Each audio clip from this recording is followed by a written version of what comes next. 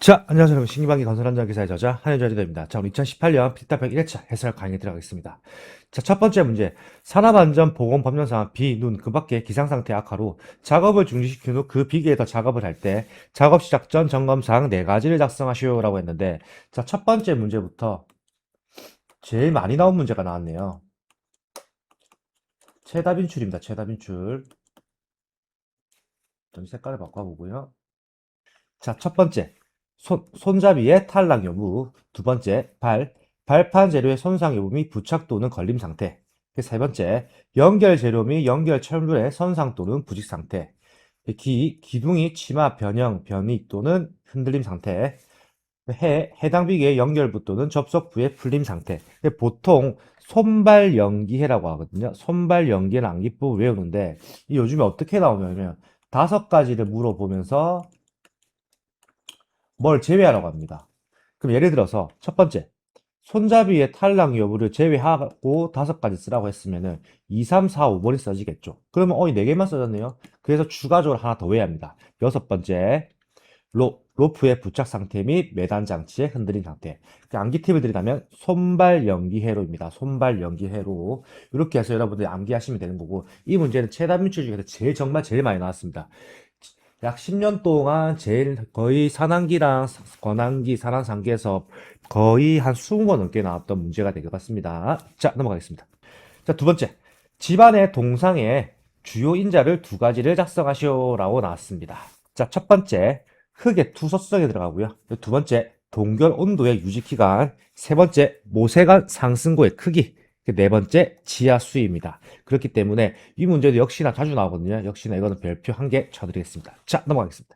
자, 세 번째, 히빙 현상의 방지책 5가지를 작성하시오 나왔습니다. 자, 보통은 여러분들 3가지 나오거든요. 3가지 나오는데 희한하게 2018년 5가지 나왔네요. 자, 첫 번째, 지하 수위의 저하. 두 번째, 웰포인트 공법을 병행하고요. 세 번째, 흙막이 벽을 깊게 설치하고. 네 번째, 차수벽을 설치하고. 5번째는 지방 그라우팅을 실시한다. 그렇기 때문에 암기법은 지웰 흙차지입니다. 지웰 흙차지. 이렇게 5가지 꼭 암기하시면 되겠습니다. 자, 넘어가겠습니다. 자, 네 번째, 산업안전보건법령상 가설통로의 설치 시에 사업주의 준수사항 관련하여 5가지를 작성하시오 나왔습니다. 자, 이것도 역시나 자주 나옵니다. 별표 2개. 자, 첫 번째, 견고한 구조로 할 것. 당연하겠죠. 두 번째, 경사는 30도 이하로 할 것. 맞습니다. 세 번째, 경사는 15도를 초과할 때는 미끄러지지 아니하는 구조로 할 것. 네 번째, 추락의 위험이 있는 장소에는 안전 난간을 설치할 것. 5번째, 수직경의 길이가 15m 이상일 때에는 10m 이내마다 계단참을 설치할 것. 6번째, 건설공사에 사용하는 높이 몇 미터? 8m 이상인 비계다리에는 7m 이내마다 계단참을 설치할 것. 자, 암기법 알려드리면 경경경추입니다. 보통 4가지 물어보네, 보통 4가지를 물어보는데, 이것도 또 특이하게 5가지 물어봤네요. 그렇기 때문에 우리가 보통 4가지는 기본 베이스로 깔고, 추가로 더 외우는 방법에 대해서 조금 더 여러분들이 공부량을 늘려나가야 한다고 생각합니다. 자, 넘어가겠습니다. 자, 5번. 산업안전보건법령상 가로 안에 알맞은 것을 작성하시오. 라습니다. 자, 사업주는 순간 풍속이 몇 미터 퍼 세컨을 초과하는 바람이 불어올 우려가 있는 경우에는 5개에 설치되어 있는 주행 크레인에 대하여 이탈 방지 장치를 작동시키는 등 이탈 방지를 위한 조치를 해야 한다.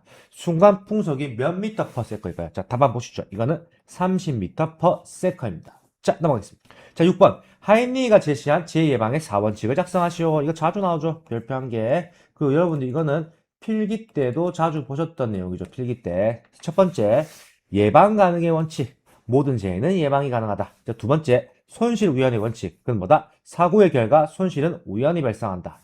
세 번째, 원인 연계의 원칙. 사고의 원인이 있고 그 원인은 연계되어 있다. 네 번째, 대책 선정의 원칙. 사고의 원인에 대한 대책 선정이 가능하다. 자, 그리고 이거는 이렇게 뭔가 잘못 알 수 있는 뭐냐. 우리가 필기 때 보면 손실 우연을 어떤 식으로 많이 나오냐면, 뭐 틀린 거 고르라고 할 때, 뭐 손실 가능 이렇게 나옵니다. 우리가 실기는 주관식을 다 쓰는 거기 때문에 우리 필기 때처럼 그냥 눈으로 쓱 보고 넘어가면 안 됩니다. 정확하게 쓸 수 있게 뭐다? 손실 우연이다 라고 정확하게 암기해 놓으신 게 중요합니다. 자, 넘어가겠습니다. 7번. 산업안전보건법령상 사업주가 근로자에게 실시하여 하는 안전보건교육 중 다음 근로자의 교육시간 관련하여 가로 안에 알맞은 숫자를 작성하시오. 제가 이 문제를 정말 많이 풀었죠, 여러분들. 교재에 보시면 참고표가 나와 있습니다. 별표 3개 드리겠습니다. 자, 첫 번째, 채용시의 교육. 일용 근로자 및 근로계약이 일주일 이하의 기간제 근로자는 채용시 교육 몇 시간을 진행한다? 이거는 1시간을 진행한다. 자, 두 번째, 건설업 기초안전보건교육은 건설 일용자 근로자는 몇 시간의 교육을 한다. 자, 이거는 4시간 이상입니다. 세 번째, 콘크리트 파쇄기를 사용하여 하는 파쇄 작업, 즉 2m 이상의 구축물에 파쇄 작업만 해당하는 경우 종사하는 일용 근로자 및 근로계약이 일주일 이하의 기간제 근로는 몇 시간 이상 교육 시간을 가져간다. 이거는 2시간 이상입니다. 자, 여기서 중요한 거 있죠. 두 번째, 건설업 기초안전보건교육. 여러분들 이제 건설 현장 가시면 무조건 겪게 됩니다. 왜? 건설업 기초안전보건교육은 이수증이 나오게 되어 있죠. 그러면 그 이수증이 있어야지만 건설업에서 근무할 수 있는 게 기본 직 형태로 되어 있습니다. 자, 넘어가겠습니다. 자, 8번. 다음 안전관리자의 최소 인원을 작성하시오라습니다. 자, 총 공사 금액이 1,000억 원 이상인 건설업에서 안전관리자의 수를 작성하시오라고 하는데, 자, 일단 먼저 답을 알려드리겠습니다. 이거는 2명입니다. 자, 해당 표를 보시죠. 해당 표는 저희 교재에 나와 있는 해당 표를 그대로 가지고 왔고요. 자, 첫 번째 공사 금액 50억 이상 120억 미만일 때는 한 명을 둬야 하고요. 자, 두 번째 120억 이상 800억 미만일 때 몇 명? 이것도 역시 다 한 명입니다. 자, 여기 나와 있죠. 800억 이상 1,500억 미만일 때 몇 명? 2명이 들어가는 거고요. 자, 그리고 뒤에 내용도 있는데 이 뒤에 내용은 지금 바로 설명드릴 필요 없기 때문에 일단 알고만 계시면 되는 내용 같고요. 자, 그리고 이어서 1,500억 이상 2,200억 미만은 몇 명이다? 이건 3명이 되는 거고요. 그 2,200억 이상 3,000억 미만은 4명입니다.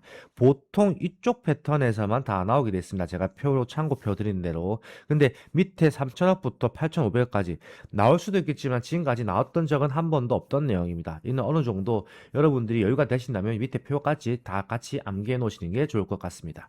자, 넘어가겠습니다. 자, 9번. 산업안전보건법령상 산업재해 발생 시 사업주가 기록 보존해야 하는 사항 4가지를 작성하시오. 우리가 산업재해, 산재가 발생했을 때 우리가 꼭 기록 보존해야 하는 거. 이거는 CIS에 등록을 하죠. CIS. 여러분들이 나중에 관급 현장을 겪다 보면은 CIS가 뭔지 알게 되실 겁니다. 자, 첫 번째, 사업장의 개요 및 근로자의 인적 사항을 당연히 작성해야 하고요. 자, 두 번째, 재해 발생의 일시 및 장소, 날짜와 장소를 써야 하는 거고요. 그리고 세 번째, 재해 발생의 원인 및 과정, 재해가 왜 발생했는지 원인과 그 과정에 대해서 써야 하는 거고요. 그 네 번째, 재해 재발 방지 계획입니다. 이거 한번 사고가 났으면 다시 사고가 나면 안 되겠죠. 그렇기 때문에 거기에 방지 계획에 대해서 작성을 해야 합니다. 해당 법안은 산업안전보건법 시행규칙 제72조 산업재해 기록 등의 내용에 나와 있는 내용입니다. 자, 넘어가겠습니다.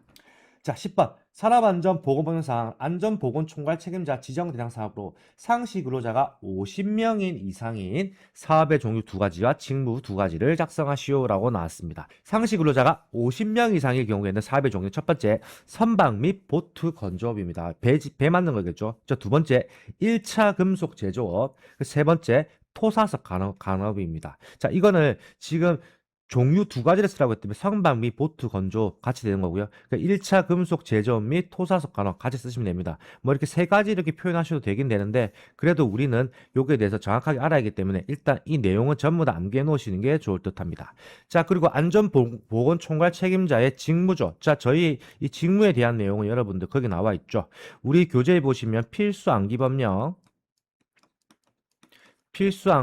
파트에도 자세하게 나와 있는 내용입니다. 첫 번째 위험성 평가 실시에 관한 사항, 도급 시 산업재해 예방 조치, 세 번째 작업의 중지를 할 수 있고요. 네 번째 산업안전보건관리비의 관계 수급인 간의 사용에 관한 협의 조정 및 그 집행의 감독이 가능합니다. 그래서 암기법은 위도작산인데 우리가 이게 지금 건항기에 보시면은 최신 문제에 보면은 5가지 쓰라고 했습니다. 5가지. 직무에 대해서 안전보건총괄 책임자. 그렇기 때문에 5번째 내용, 안전인증 대상 기계 등과 자율안전 확인 대상 기계 등의 사용 여부의 확인. 이렇게 해서 위도작산안이라는 암기법, 위도작산안 이렇게 해서 꼭 5가지를 암기하시면 되겠습니다. 자, 넘어가겠습니다. 자, 12번. 산업안전보건법령상 고용노동부 장관이 사업재해 예방 활동에 대한 참여와 지원을 촉진하기 위하여 명예산업안전감독관을 위촉할 수 있는 첫 번째 대상자 사업 종류 다 4가지와 그리고 임기를 작성하시오라고 나왔습니다. 자, 산업재해 예방 활동에 참여와 지원하기, 자, 명예산업안전감독관을 채용할 수 있는, 즉 올릴 수 있는 거죠. 선임하는 기준이겠죠. 자, 첫 번째, 산업안전보건위원회 또는 노사협의체 설치 대상 사업에 근로자 중에서 근로자 대표가 사업주의 의견을 들어 추천하는 사람입니다. 자, 근로자 대표가 사업주한테 사업주가 이 사람을 추천한다 하면 그 사람이 선임을 할 수 있다는 거고요. 두 번째, 노동조합, 노조죠. 노조 또는 그 지역 대표기구에 소속된 임직원 중에서 연합단체의 노동조합 또는 그 지역 대표가 추천하는 사람입니다. 즉 노조가 그 지역 대표기구에 추천하는 사람은 또 선임할 수 있습니다. 세 번째, 전국 규모의 사업주 단체 또는 그 산하 조직에 소속된 임직원 중에서 해당 단체 또는 그 산하 조직이 추천한 사람, 전국 규모의 사업주 단체 또는 그 산하 조직, 그러니까 전국 규모에 있는 사업주 단체하고 그게 거기에 있는 임직원에서 추천한 사람은 충분히 명예산업 안전감독관으로 위촉할 수 있다라는 그 내용이고요. 마지막 네 번째, 산업재해 예방 관련 업무하는 단체 또는 그 산하 조직에 소속된 임직원 중에서 그 해당 단체 또는 그 산하 조직이 추천하는 산업재해 예방 관련 업무를 하는 단체는 대표적인 게 산업안전보건협회가 되겠죠. 그래서 그 산업안전보건협회에 소속된 임직원 중에서 해당 단체 또는 그 산하 조직이 추천하는 사람은 명예산업 안전감독관으로 위촉 올릴 수 있다라고 생각하시면 되겠습니다. 자, 그리고 두 번째, 임기 작성하는 거죠. 임기는 몇 년이다? 이거는 임기는 2년이 되는 겁니다. 자, 넘어가겠습니다. 12번, 굴착공사에서 토사의 붕괴의 발생을 예방하기 위한 안전점검사항 5가지를 작성하시오라고 나왔습니다. 자, 이 내용도 역시나 자주 나옵니다. 별표 2개. 첫 번째, 전 지표면의 답사. 두 번째, 경사면의 지층 변화부 상황의 확인. 세 번째, 부석의 상황 변화의 확인. 그 네 번째, 용수의 발생 유무 또는 용수량의 변화 확인. 다섯 번째, 결빙과 해빙에 대한 상황의 확인입니다. 여섯 번째, 각종 경사면 보호공의 변이 탈락의 유무입니다. 자, 결빙과 해빙에 대한 상황의 확인은 이 정말 중요합니다. 토사 붕괴를 발생을 예방하기 위해인데 토사가 붕괴될 때 결국에는 결빙이라든지 결빙이 뭐냐면 얼음이 언다는 거죠. 그러면 위에 물이 고여서 얼었을 때 그럼 거기 하중이 들어갔죠. 그러면서 토사가 붕괴가 되는 거겠죠. 그렇기 때문에 이 내용은 잘 중요해요. 왜냐하면 제가 지금 토목 현장에 나와 있기 때문에 토목 현장에 특히 결빙이 많이 발생해서 결빙이 심할 때는 그때는 뭘 한다? 작업에 대한 중지를 실시하고 있습니다. 자, 넘어가겠습니다. 자, 13번 콘크리트 옹벽의 안정성 검토사항 3가지를 작성하시오 나왔습니다. 자, 해당 내용도 역시 자주 나옵니다. 별표 1개. 자, 첫 번째 전도에 대한 안정, 두 번째 활동에 대한 안정, 세 번째 치마에 대한 안정입니다. 그때 암기법은 전할침입니다. 전할침 이렇게 암기하시면 되고 전도에 대한 안정, 활동에 대한 안정, 치마에 대한 안정, 전할침 바로 암기하시면 되겠습니다. 자, 넘어가겠습니다. 자, 14번 터널 공사 표준 안전 지표상 터널 공사 시 터널 작업면의 조도 관련하여 가로 안에 알맞은 숫자를 작성하시오 나왔습니다. 자, 작업 구분 나왔고 기준, 막장 구분, 터널 중간, 터널 입출구, 수직 구간 나왔고요. 자, 보시면 막장 구간은 몇 럭스 이상이다. 막장 구간은 70럭스 이상이 되는 거고요. 두 번째, 터널 중간에 대한 구간은 50럭스 이상. 터널 입출구 및 수직구 구간의 몇 럭스? 이거는 30럭스 이상입니다. 자, 그리고 이거는 여러분들 법안 바뀌었습니다. 혹시 타교재 보시는 분들 옛날 법안 가지고 혼동하시면 안 됩니다. 바뀐 법안으로 정확하게 암기하시기 바랍니다. 저는 신기방기 건설안전기사의 저자 한현유자 리더였습니다. 감사합니다.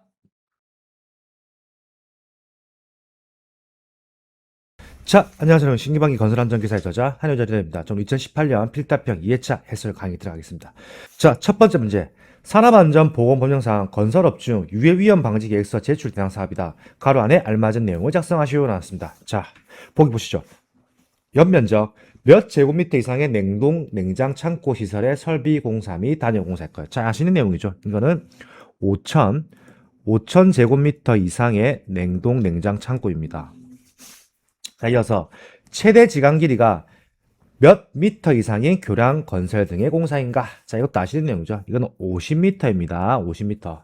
자, 그리고 터널 건설들의 공사. 자, 이어서 다목적 댐, 발전용 댐 및 저수용량 몇 톤 이상의 용수 전용 댐. 몇 톤일까요? 이거는 2천만 톤입니다. 2천만 톤 이상의 용수 전용 댐, 지방 상수도 전용 댐 건설 등의 공사. 마지막 깊이 몇 미터 이상의 굴착 공사일까요? 이거는 깊이 10m 이상의 굴착 공사입니다. 자, 해당 내용 여러분들 자주 나오죠? 별표 2개 드리겠습니다. 자, 넘어가겠습니다. 자, 2번 산업안전보건법령상 고소작업대를 사용하는 경우에 준수사항 3가지를 작성하시오 라고 나왔습니다. 자, 여러분들 고소작업대의 내용이 요즘엔 조금 좀 까탈스럽게 나옵니다. 고소작업대를 설치하는 경우, 고소작업대를 사용하는 경우, 고소작업대를 이동하는 경우 법령이 다 틀립니다. 그냥 눈으로 쓱 보면 이게 다 똑같은 느낌처럼 보이거든요. 저도 역시나 여러분들처럼 수험생 시절 때는 뭐 작업이냐, 사용이나 뭐 설치냐, 뭐 다 똑같은 내용이 거의 비슷해 보이는데 이게 법령에서는 정확하게 구별이 되어 있다라는 걸 정확하게 포인트를 짚으시면 되겠고, 역시나 교재에는 고소작업대 시리즈 세 가지가 다 정리가 되어 있습니다. 자, 첫 번째. 작업자가 안전모, 안전대 등의 보호구를 착용하는 것. 당연하죠. 관계자가 아닌 사람이 작업기 들어온 것을 방지하기 위하여 필요한 조치를 할 것. 대표적으로 A형 안전 간판 세우면 되겠죠. 세 번째, 안전한 작업을 위하여 적정 수준의 조도를 유지할 것. 맞습니다. 이게 보통 고소작업 때 쓰는 현장이 물론 실외도 있겠지만 대부분이 실내입니다. 안에서 작업을 하기 때문에 조도가 굉장히 어두운 경우가 많습니다. 그렇기 때문에 적정 수준의 조도를 유지하게 할 수 있도록 해줘야 하는 겁니다. 네 번째, 전로에 근접하여 작업을 하는 경우에는 작업 감시자를 배치하는데 감전 사고를 방지하기 위하여 필요한 조치를 할 것. 자, 이거는 외부겠죠. 전로니까 외부에서 그 작업을 하는데 전로가 뭐냐면 결국에 우리 전선이겠죠. 전선에 혹시라도 뭔가 그 근처에서 하다가 감전 사고가 나면 안 되기 때문에 작업 감시자를 배치해서 제2차 사고에 대한 발생에 대한 부분을 바로 해결할 수 있도록 조치를 해야 한다라는 부분이고요. 다섯 번째, 작업대를 정기적으로 점검하고 작업대는 각 부위의 이상 유무를 확인할 것. 맞습니다. 붐이나 작업대. 자, 붐은 올라가는 사다리 같은 거겠죠. 작업대는 작업대인데, 자, 그거를 정확하게 정기적으로 점검을 안 하면 혹시라도 2차 사고 날 수 있습니다. 붐이 올라가다가 붐이 갑자기 탁 주저앉을 수도 있고, 그리고 작업대가 갑자기 작업대가 전도가 될 수도 있기 때문에 이런 이상의 유무를 확인해야 한다라는 게 법령에 나와 있는 거고요. 여섯 번째, 전환 스위치는 다른 물체를 이용하여 고정하지 말것. 맞습니다. 전환 스위치를 다른 물체를 이용하여 고정하면은 또 역시나 2차 사고가 발생합니다. 자, 일곱 번째, 작업대는 전격 하중을 초과하여 물건을 싣거나 탑승하지 말것. 맞습니다. 이게 고소작업대가 굉장히 큰 것도 있겠지만 작은 것도 있습니다. 근데 혹시나 전격을 초과하면 어떻게 되냐면 기울어집니다. 자, 제가 그림을 잘 못 그리지만 그려드리면 자, 이런 식으로 되어 있겠죠. 근데 이게 이제 쭉 올라갑니다. 이게 쭉 올라가면 뭐 이렇게 올라가겠죠. 근데 이게 여기에 만약에 하중을 더 실어서 뭔가 무거운 물건을 많이 썼는다면 어떻게 되겠습니까?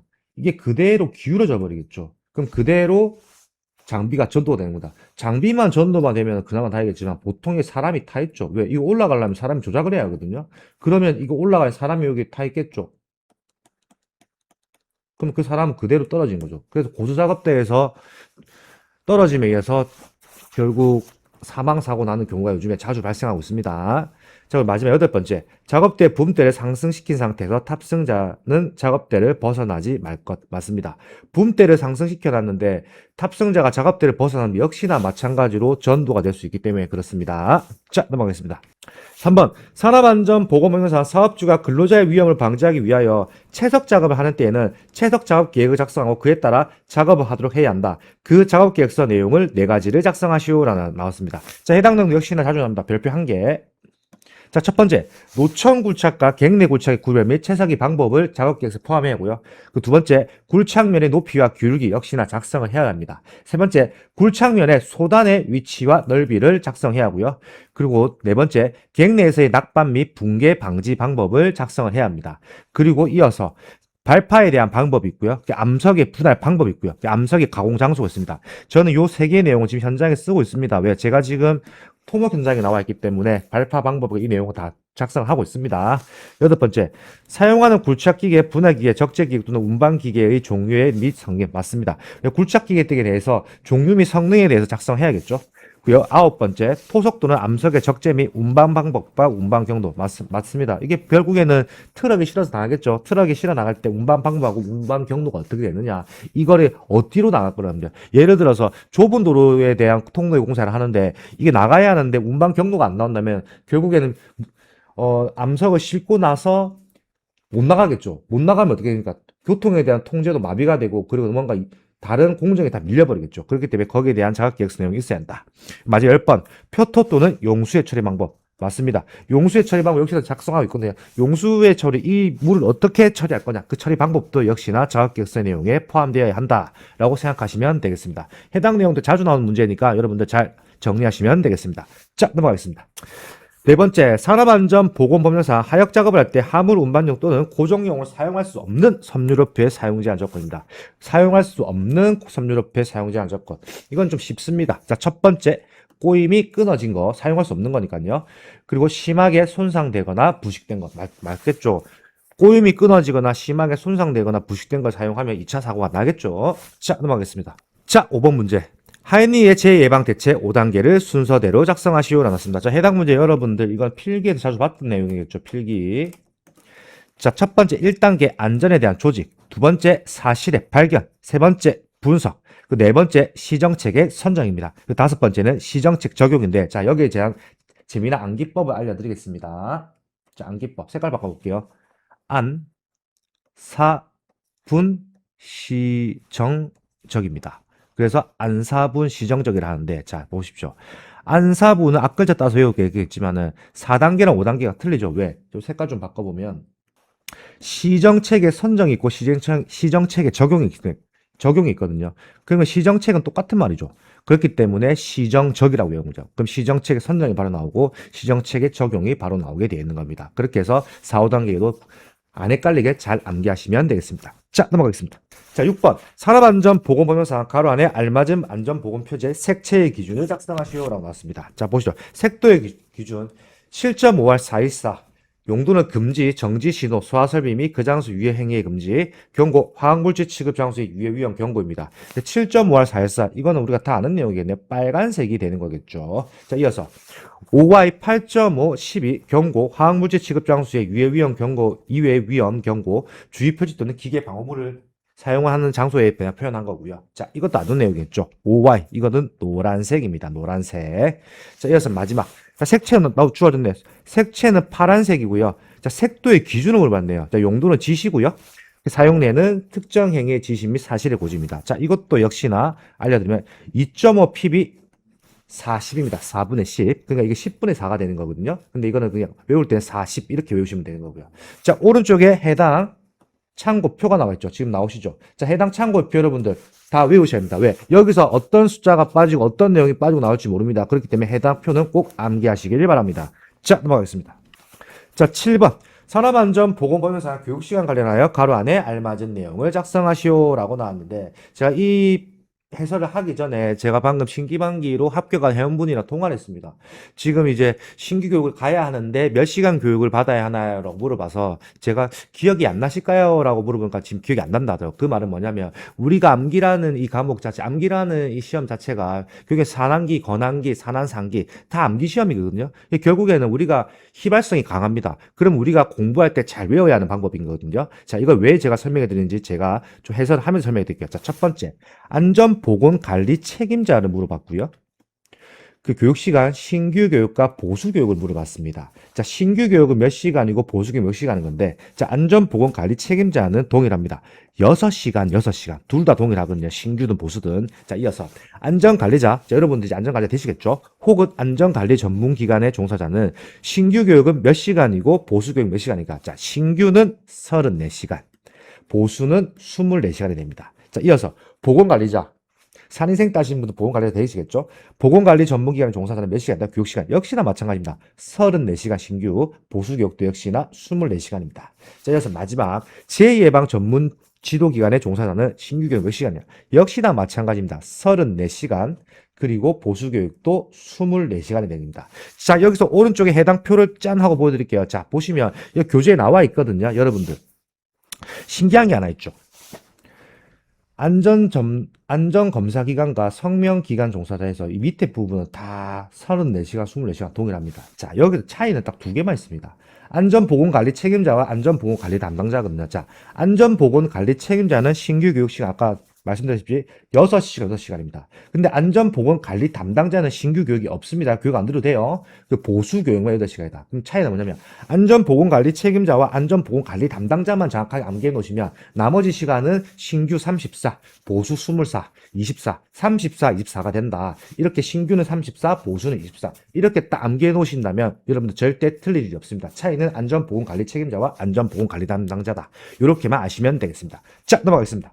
자, 8번. 건설업에서 안전관리자 선임 기준이다. 다음 가로를 채우시오라고 나왔는데 아주 여러분들이 좋아하는 문제가 나왔습니다. 자, 답은 보시죠. 규정 변경으로 해당 문제는 삭제되었습니다. 넘어가시면 됩니다. 자, 넘어가겠습니다. 자, 9번. 계산문제 나왔습니다. 종합재해지수 FSI를 구하시오라고 나왔습니다. 자, 보기 상시 근로자 500명. 하루에 8시간 근무한다고 하고요. 그리고 1년에 280일 근무한다고 합니다. 연간 재해 발생 건수가 10건, 휴업일수는 159일이라고 합니다. 자, 그러면 일단은 종합재해지수 식을 아셔야 돼요. 종합재해지수 쉽습니다. 루트분의 도수율 곱하기 강도율입니다. 여러분도 도수율 강도율 지긋지긋하게 들으셨죠? 우리가 필기 때부터 해서 여러 번 풀었던 문제입니다. 자, 보시죠. 자, 도수율은 식은 번호 보시죠. 근로총 시간수분의 재 건수 곱하기 10의 6승입니다. 자, 그럼 바로 도수율 바로 풀어볼까요? 자, 도수율은. 자, 그러면 상시 근로자 수 500명, 500, 8시간 곱하기 8, 1년에 280명 곱하기 280, 그리고 연간 재해 발생 건수 10건 나와 있죠. 그러면 분의 10. 곱하기 10의 6승이 되는 겁니다. 그래서 8.93이 나오는 거고요. 자, 이어서 강도율 역시나 마찬가지입니다. 근로총 시간수분의 근로손실일수 곱하기 1000입니다. 즉 10의 3승인데 그럼 똑같습니다. 500명, 500 곱하기 8시간 근무 곱하기 282 곱하기 280 분의, 여기서 조금 차이가 나는데요. 여기서 제가 잠시 지워볼게요. 휴업일수가 159일이라고 했죠. 그렇기 때문에 159가 들어가는 거예요. 저 곱하기 여기서 자 1년이 우리가 365일이죠. 그렇기 때문에 150 곱하기 365분의 280이 되는 겁니다. 휴업 일수가 들어가기 때문에 그렇습니다. 요 차이가 좀 있습니다. 요 차이는 여러분들이 조금 구별해 놓으셔야 합니다. 휴업 일수가 들어갔을 때는 식이 조금 더 변형이 된다. 요 차이만 정확하게 알아 놓으시면은 결코 푸시는데 어렵지 않습니다. 자, 곱하기 10의 3승, 즉 1000을 하면 0.11이 나옵니다. 자, 그럼 다 더 구했네요. 도수율 8.93, 강도율 0.11 구했죠? 그럼 바로 대입하면 되겠네요. 자, 종합재해지수 루트분의 8.93 곱하기 0.11 하면 0.99가 나온다. 쉽죠? 도수율 강도율만 풀 수 있으면은 이거는 공양계산기에 바로 루트 씌워서 풀기만 하면 되는 아주 간단한 식입니다. 자, 그리고 중요한 거 세 가지 다 표시합니다. 단위가 없다. 제가 단위 없다는 거 항상 제가 말씀드리죠.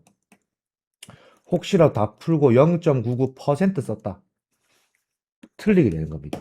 이거는 단위가 없습니다. 단위가 있는 문제와 단위가 없는 문제 정확하게 구별해 주셔야 합니다. 강도율, 도수율, 연천인류, 종합재수 단위 없습니다. 자, 넘어가겠습니다. 자, 10번 산업안전보건본영상 지방 굴착 작업에 있어 굴착 시기와 작업 순서를 정하기 위한 작업 장소 등의 조사사항 3가지를 작성하시오라고 나왔습니다. 자, 저도 이거 최근에 했습니다. 자, 첫 번째, 형상, 지질 및 지층의 상태. 왜? 집안을 굴착하기 때문에 그러겠죠. 저 두 번째, 균열 함수, 용수 및 동결의 유무 또는 상태. 왜? 이거는 균열이 있느냐, 함수가 있느냐, 용수가 있느냐, 동결이 되어 있느냐, 유무를 상태 확인해야 하는 거고요. 자, 세 번째, 매설물 등의 유무 또는 상태. 자, 이게 무슨 말이냐면, 집안을 굴착, 그럼 집안을 깨부순단 말이죠. 매설물의 대표적인 뭐가 있냐면, 여러분들이 필요한 거, 도시가스 있습니다, 도시가스. 그 전기 포설이 있는 경우도 있습니다. 지금은 우리가 전기가 보통 뭐 상부에 있다, 우리가 뭐 전주에 달려있다 생각하는데 실제로는 바닥에도 많이 있습니다. 바닥에. 그리고 또 뭐냐, 통신선로도 바닥에 있습니다. 통신선로. 우리가 쓰는 인터넷.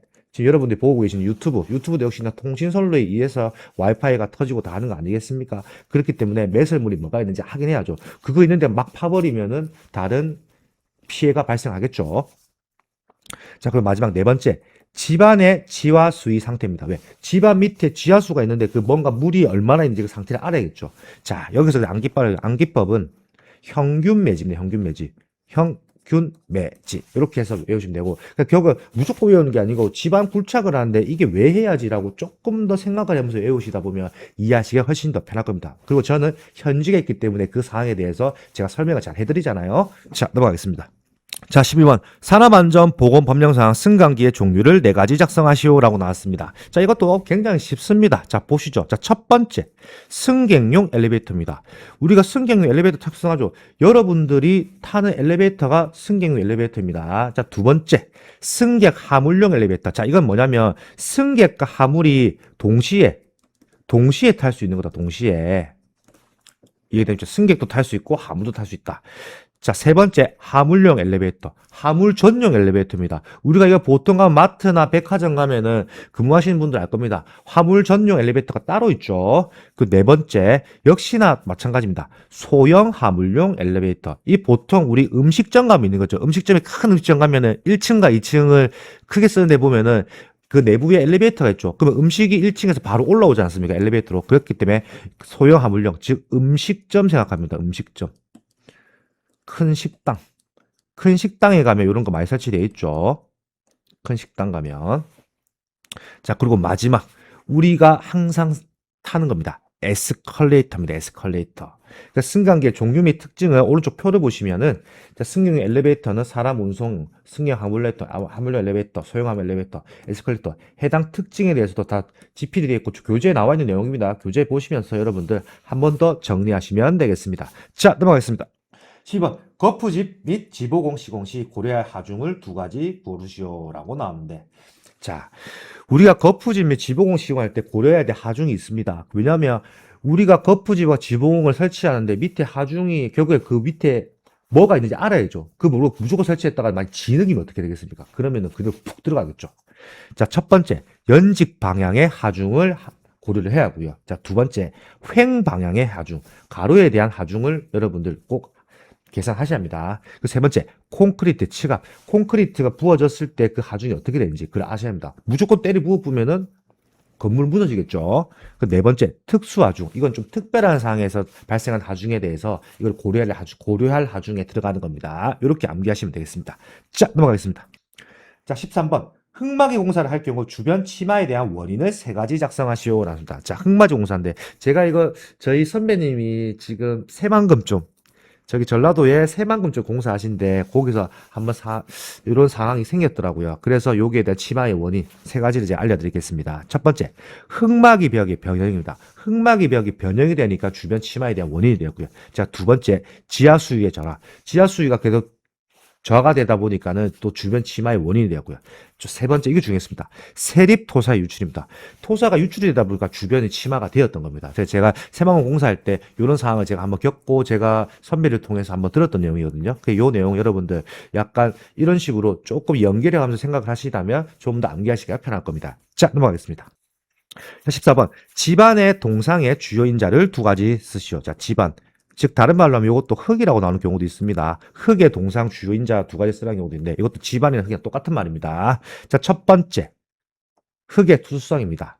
두 번째 동결 온도의 유지에 대한 기간. 세 번째 모세관 상승고의 크기. 네 번째 지하 수위입니다. 자, 이것도 역시나 자주 나옵니다. 별표 2개. 자, 이것으로 2018년 필답형 2회차 해설 강의가 종료되었습니다. 2018년 2회차는 계산 문제도 쉬웠고 전체적 문제 자체가 난이도가 쉬웠던 회차인 것 같습니다. 저는 신기방위 건설안전 기사의 저자 한일유자 리더였습니다. 감사합니다.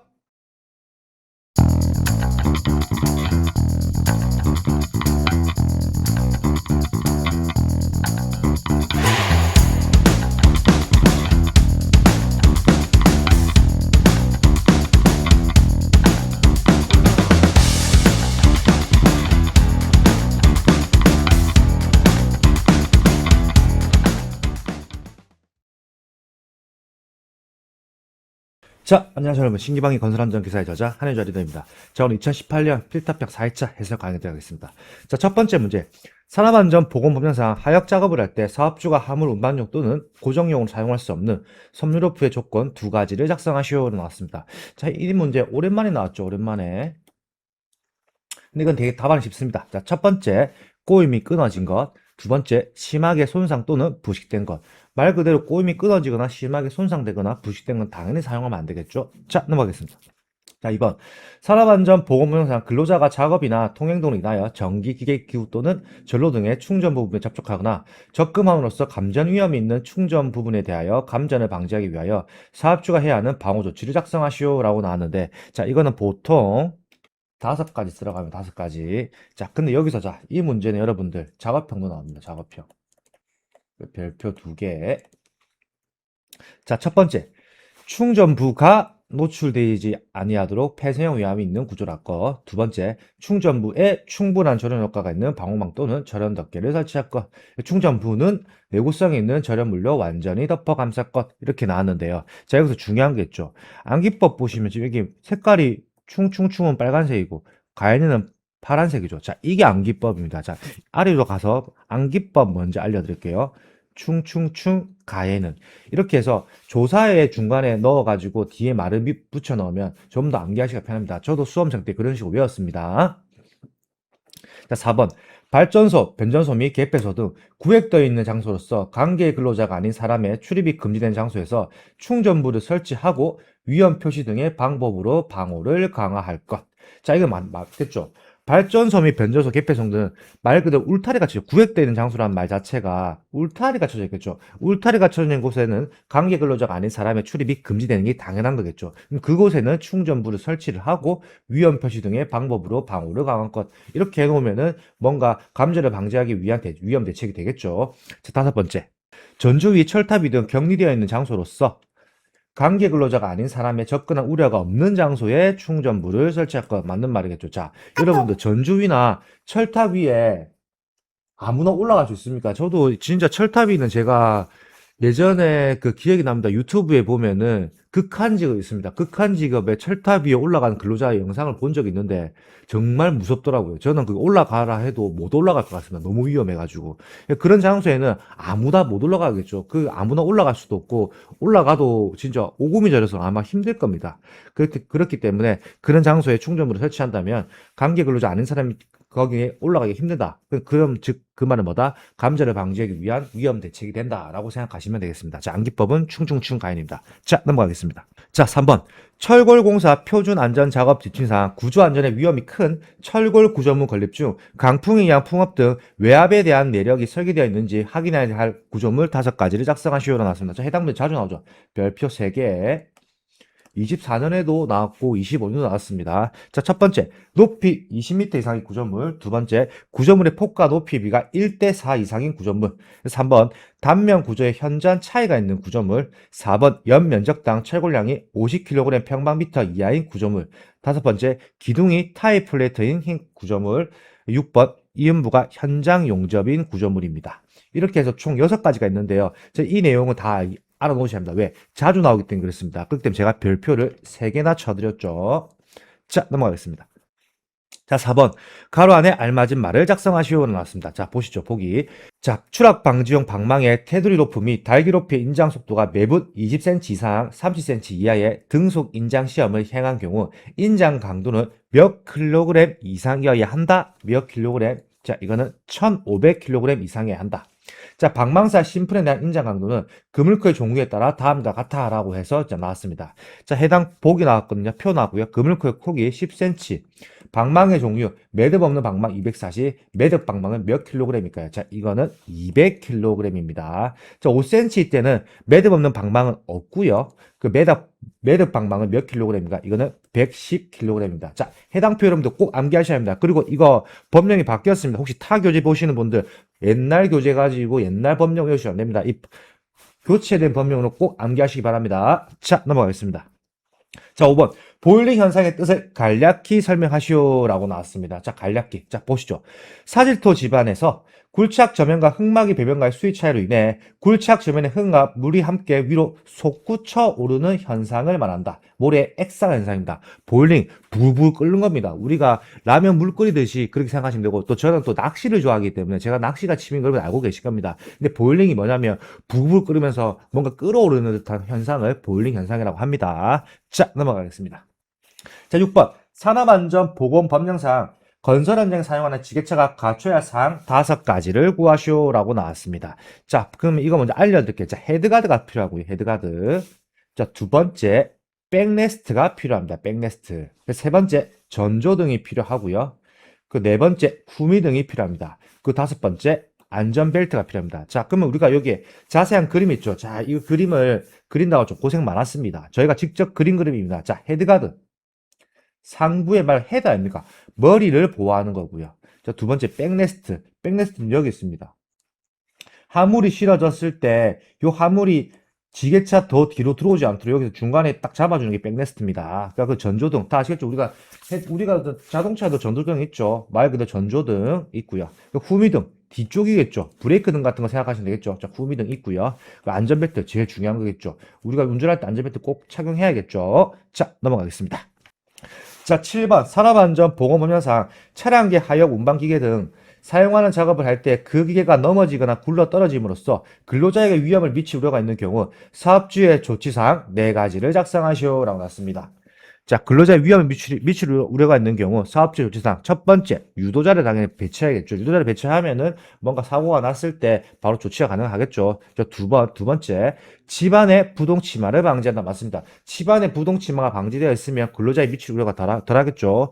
세 번째, 갓길의 붕괴 방지. 맞습니다. 갓길에 붕괴가 되면 안 되겠죠. 붕괴 방지를 위한 조치를 해야 하고요. 네 번째, 이것도 중요합니다. 도로의 폭을 유지해야 합니다. 제가 있는 현장도 도로의 폭이 좁아가지고 큰 건설기가 못 들어오거든요. 그렇기 때문에 도로의 폭 때문에 그럴 때는 상부로 올려가지고 다른 길로 유도하고 있습니다. 자, 넘어가겠습니다.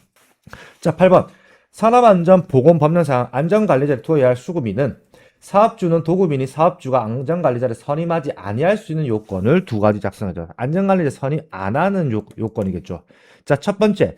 도급인이 사업주 자신이 선임해야 할 안전관리자를 둔 경우 맞습니다. 도급인이 안전관리 돕기 때문에 선임 안 해도 되겠죠. 자, 두 번째.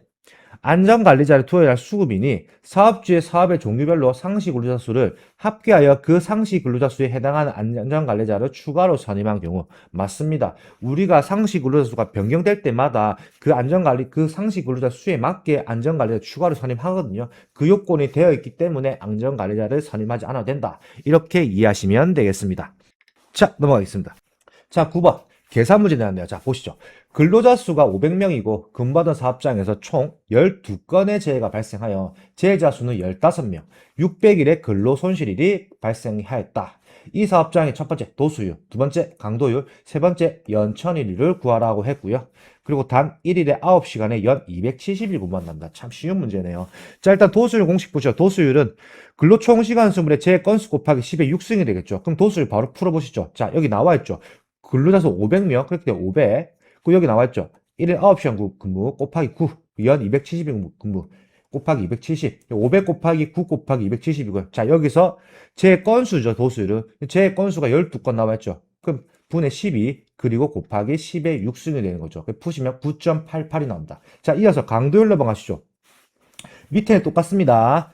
근로 총 시간수 분의 근로 손실일수 곱하기 10의 3승, 즉 1000이 되겠죠. 그럼 똑같죠. 500명, 500 곱하기 9시간 근무 곱하기 9, 270일 근무 곱하기 270 분의 근로손실일수 나와있죠. 600일의 근로손실일수. 그렇기 때문에 분의 600 곱하기 1000입니다. 즉 10의 3승 푸시면 0.49가 나오고요.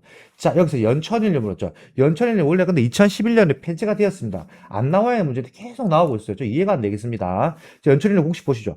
연평균 근로자 수 분의 연간 제재수 곱하기 1000입니다. 즉 10의 3승. 자, 그러면 연평균 근로자 수 500명 나왔죠. 500분의 연간 재해자 수 15명 나왔죠. 그 500분의 15 곱하기 1000이죠. 10의 3승.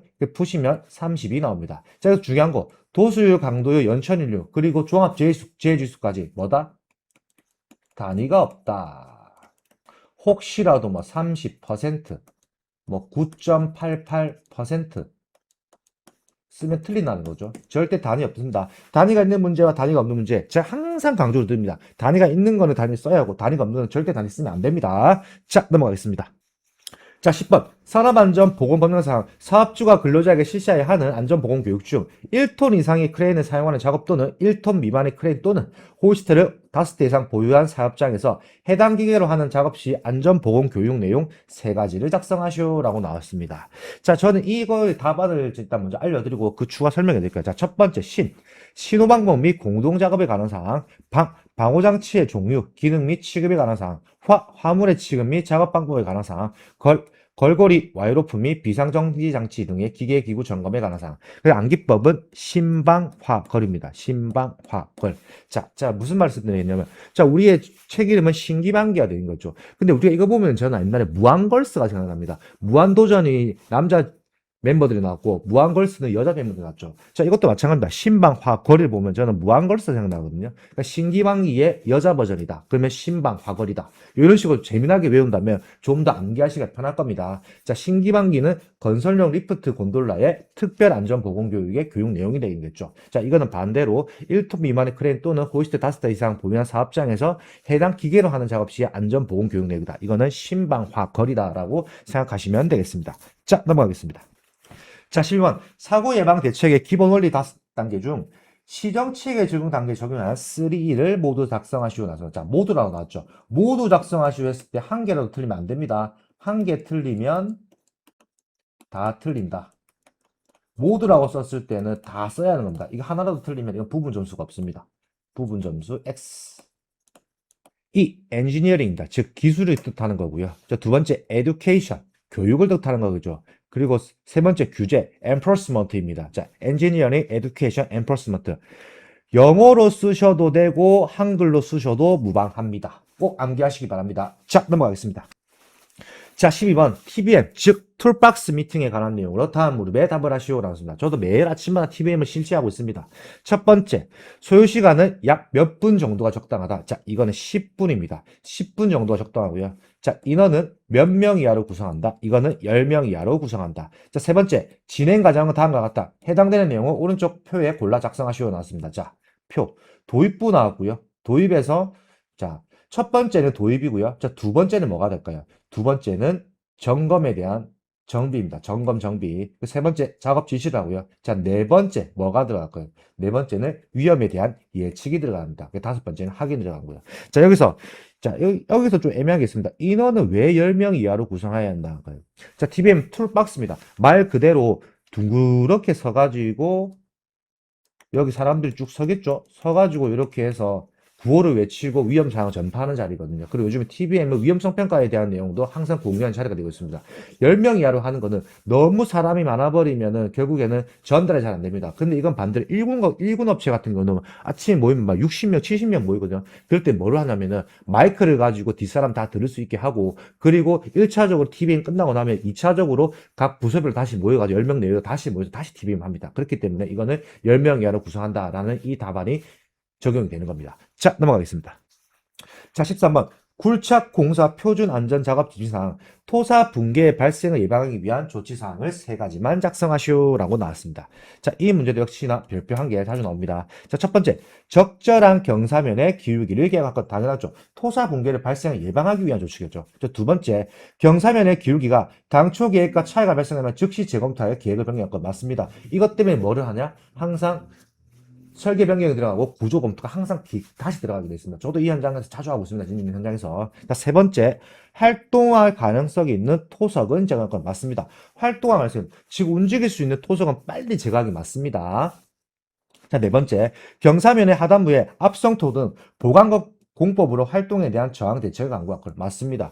뭔가 압성토 등 보강법 공법을 활용해서 뭔가 저항에 대한 대책을 강구하는 게 당연한 겁니다. 다섯 번째, 말뚝. 즉 강간, H형광, 철근 콘크리트 등을 타입을 하여 지반을 강화한 것. 자, 대표적인 게 여기 뭐가 있냐면 쇼크리트 더 있죠. 쇼크리트. 쇼크리트를 하는 이유도 이런 이유입니다. 쇼크리트를 하는 이유도 여러분들 뭐냐면 무너지기 때문에 거기에 분사를 해가지고 쇼크리트가 결국에는 우리가 뭔겠습니까? 콘크리트 분사하는 거죠. 분사를 해서 그쪽 면을 꽉 잡아주는 겁니다. 그래서 집안을 강화를 해서 더 이상의 추가 붕괴가 없도록 하는 방식입니다. 쇼크리트도. 자, 넘어가겠습니다. 자, 14번. 산업안전보건법령상 지하작업 가스공사 중 가스 농도를 측정한 자를 지정해야 한다. 이때 가스 농도를 측정하는 시점을 3가지를 작성하시오 나왔습니다. 저도 이거는 제가 예전에 플랜트 현장에 있을 때 가스 농도 측정 4시간에 한 번씩 꼭 갔었거든요. 자, 그 이유는 풀이하면서 알려드릴게요. 자, 첫 번째. 매일 작업을 시작하기 전. 저도 항상 했습니다. 매일 작업 시작 전에. 그래서 아침에 8시에 작업 시작할 때, 그때는 8시 시작했거든요. 그래서 7시 59분에 가서 항상 제가 진행하였습니다. 자, 두 번째. 가스의 누출이 의심되는 경우. 뭔가 가스가 새는 같은 느낌 받을 땐 바로 제보입니다. 왜? 이거는 가스가 새기 시작하면 결국에는 근로자들은 바로 쓰러지게 됐습니다. 또 가스는 서서히 뭔가 영화 속 보면 조금씩 미세하게 새죠. 똑같습니다. 그렇게 새기 때문에 뭔가 의심이 될 땐 바로 측정을 하고 있었습니다. 자, 세 번째, 가스가 발생하거나 정체할 위험이 있는 장소가 있는 경우. 맞습니다. 가스에 발생하거나 정체할 위험이 있는 경우에는 위험이 있는 장소에 가가지고 한 번 더 됐습니다. 왜? 혹시라도 제2의 사고가 날 수 있기 때문에. 그 네 번째, 장시간 작업을 하는 경우에. 자, 저희도 플랜트 현장에 있을 때 장시간 작업했거든요. 8시에 들어가서 4시에 끝났는데, 그럼 그럴 때는 이 경우에는 어떻게 한다? 4시간마다 가스 농도를 측정한다. 4시간마다 가서 항상 했습니다. 그 표도 저도 항상 작성했던 기억이 나네요. 자, 이것으로 오늘 2018년 피트답변 4회차 해설 강의가 종료되었습니다. 진짜 건설 쪽에 관련된 내용으로 알차게 구성되었던 2018년 4회차인 것 같습니다. 저는 신기방위 건설안전기사의 저자 한인의자 리더였습니다. 감사합니다.